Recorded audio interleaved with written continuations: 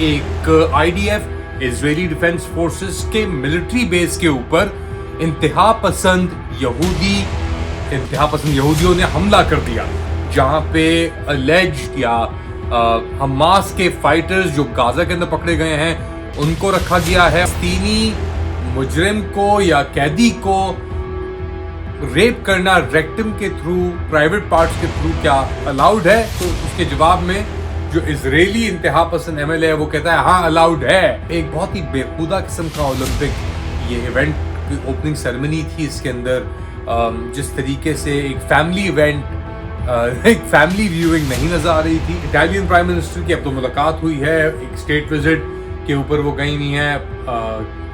Xi Jinping China के जो बड़े अजीम लीडर हैं उनसे। फलस्तीनी पे इतना तशद्दुद कि इजरायली एक दूसरे पे ही टूट पड़े। लेट अली शो यू के एक और एपिसोड में आप सबको खुशामदीद। To like, subscribe and share this content. Israel के अंदर बहुत ही मेजर बड़ी डेवलपमेंट्स हो रही हैं। एक आईडीएफ इजरायली डिफेंस फोर्सेस के मिलिट्री बेस के ऊपर इंतहा पसंद यहूदियों ने हमला कर दिया। और क्यों हमला किया उसके ऊपर बात करेंगे, मगर ऑफ कोर्स ये कंटेंट इंटरनेशनल कवरेज हमारी आपके लिए जारी है और जारी रहेगी। ये वाकया पेश आया सदे तीमन मिलिट्री फैसिलिटी, जहां पे अलेज्ड या हमास के फाइटर्स जो गाजा के अंदर पकड़े गए हैं उनको रखा गया है। और यहां पे रिजर्विस्ट इजरायली आर्मी के जो सेटलर कम्युनिटी से मकबूजा मशरक वस्ता के अंदर, वेस्ट बैंक के अंदर जो सेटलमेंट्स हैं उसके जो रिजर्विस्ट हैं वो इस तीमन बेस के अंदर मौजूद थे। और यहां पे इन्होंने एक फलस्तीनी मर्द के साथ ज्यादती की, और इतनी ज्यादती की कि उसको इनको अस्पताल पहुंचाना पड़ा। जब अस्पताल वो पहुंचा तो उसके साथ इतना बुरा हुआ था, उसके प्राइवेट पार्ट्स के साथ ज्यादतियां हुई हुई थी कि जो डॉक्टर था वहां पे, इजरायली डॉक्टर ने मिलिट्री पुलिस को कॉल किया, और मिलिट्री पुलिस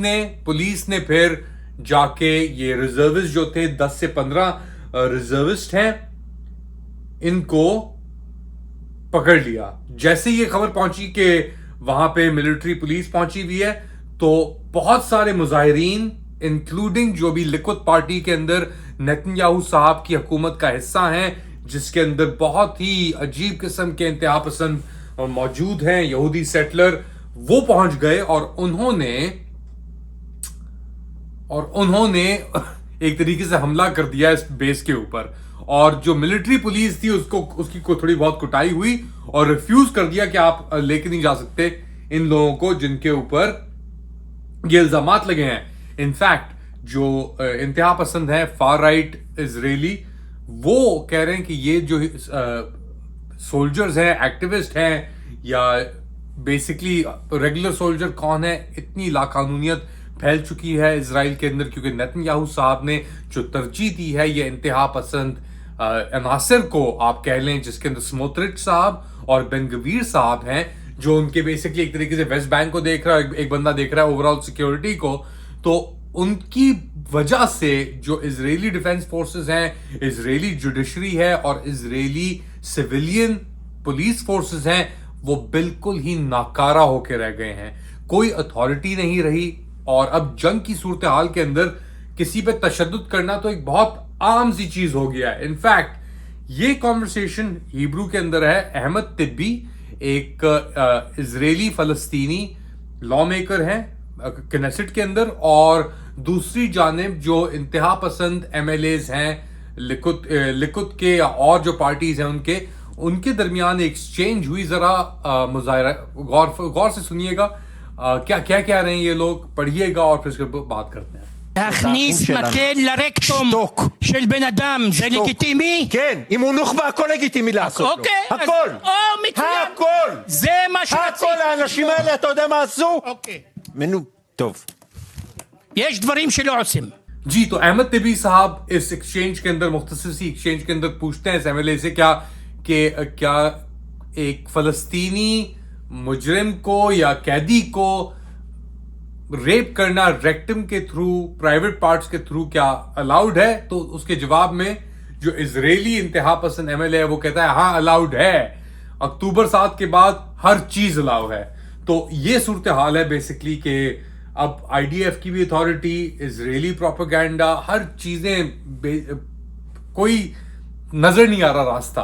और नेतन्याहू साहब और चौड़े हुए हैं। अभी अमेरिका से क्या है, ये इंसिडेंट हुआ, फिर उसके बाद जो इजराइल और लेबनान के अंदर जो हिजबुल्लाह का जो अटैक हुआ है नॉर्थ के अंदर, या एलिजेड अटैक, क्योंकि हिजबुल्लाह तो डिनाई कर रहा है उस चीज को, तो उसके अंदर क्या किरदार था, उसके ऊपर उसको लेके क्या करते हैं नेतन्याहू साहब। अब इनके ऊपर वारंट्स भी आने की बात हो रही है international criminal court, international court of justice की, कि अरेस्ट वारंट आईसीसी के इनके लिए सामने आ रहे हैं। तो एक अजीब सी सिचुएशन डेवलप हो रही है इजराइल और फलस्तीनी जो मकबूजा फलस्तीनी इलाके हैं इनके अंदर। अब तशद्दुद इतना हो गया है कि इजरायली डॉक्टर्स खुद ही परेशान हो गए, सोसाइटी खुद ही परेशान हो गई है, एक डिवीजन आ गया है इजरायली सोसाइटी के अंदर इस चीज को लेकर। और पता नहीं कितने अरसा ये डेमोक्रेसी के तौर पे इजराइल, डेमोक्रेसी तो नाम की है मगर वो नाम भी पता नहीं अब कितना अरसा शायद रहेगा, अगर ये जंग बढ़ती है या फैलती है उसके बाद। अच्छा, ये तो हो रहा है इजराइल और फलस्तीन के अंदर। फ्रांस के अंदर आपके गेम्स जारी हैं, उसके ऊपर भी एक बैकलैश आया है। ओलंपिक गेम्स की जो ओपनिंग सेरेमनी थी उसके अंदर ये इल्जाम लगाए जा रहे हैं कि हजरत ईसा अलैहिस्सलाम का मजाक उड़ाया गया है, फिर जस्टिफिकेशंस आई, मगर एक बहुत ही बेहुदा किस्म का ओलंपिक ये इवेंट की ओपनिंग सेरेमनी थी। इसके अंदर जिस तरीके से एक फैमिली इवेंट, एक फैमिली व्यूइंग नहीं नजर आ रही थी, बहुत सारी लेयर्स और बड़ी परेशान कुन किस्म की यानी सेम सेक्स कपल्स और ये सब चीजें, और दाढ़ी के साथ मर्द खवातीन के लिबास के अंदर एक अजीब और गरीब सा एक निज़ाम फैला हुआ था वहां पे। अच्छा, अमेरिका के अंदर आप डिक्लाइन बात कर सकते हैं, यूरोप में आप डिक्लाइन की बात कर सकते हैं, इजराइल गाजा के अंदर आप डिक्लाइन की बात कर सकते हैं, मगर एक जगह पे आप अगर डिक्लाइन की बात नहीं कर सकते वो है चाइनीज इन्फ्लुएंस जो बढ़ रहा है जितनी तेजी से। और इटालियन प्राइम मिनिस्टर की अब तो मुलाकात हुई है, एक स्टेट विजिट के ऊपर वो गई हुई है जी जिनपिंग, चाइना के जो बड़े अजीम लीडर हैं उनसे, और बड़े यानी सीपैक का तो पता नहीं क्या हो रहा है पाकिस्तान के साथ, मगर अभी भी चाइना का जो one belt one road initiative है वो अभी भी जारी है जोर से। और अब ये silk road spirit of peace and cooperation, openness and inclusiveness की बात की जा रही है इटली और चाइना के दरमियान। अब इटली, ये जो जॉर्जिया मेलोनी साहिबा हैं वजीर आजम इटली की, वो एक लगता तो यह है कि बहुत ही स्ट्रॉन्ग फॉरेन पॉलिसी इनिशिएटिव लेके या तो नेटो का हिस्सा हो या G7 का हो या चाइना के साथ ताल्लुकात हो, और चाइना के साथ मीटिंग के अंदर इंडस्ट्रियल एडवांटेजेस कॉम्प्लीमेंट्री हैं इटली और चाइना के दरमियान, और अपॉर्चुनिटीज भी एग्जिस्ट करती हैं वो कह रही हैं। तो ये एक बहुत इंपॉर्टेंट वो है क्रिटिकल एलिमेंट इस पूरी कहानी के अंदर, इस पे निगाह रखना, चाइना और इटली, और ये जो one belt one road initiative जिसको चाइना अभी भी क्वाड की मीटिंग्स हो रही हैं उसके बावजूद बरकरार रखने की कोशिश कर रहा है।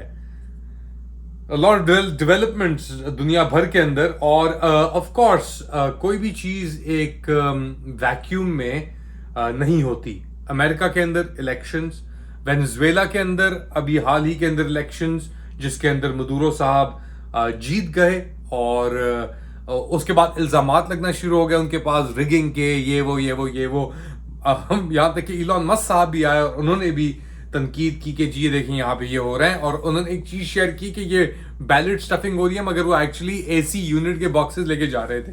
उनके अपने ही प्लेटफॉर्म एक्स के ऊपर उनकी तरजीह कर दी गई, उनको दुरुस्त कर दिया गया। तो एक बड़ी बात है ये कि अब एक ऐसा एक प्लेटफॉर्म क्रिएट हो गया है एक्स, मॉडरेशन के बगैर, कि वो मालिक को भी दुरुस्त कर देता है ये कम्युनिटी नोट्स के साथ।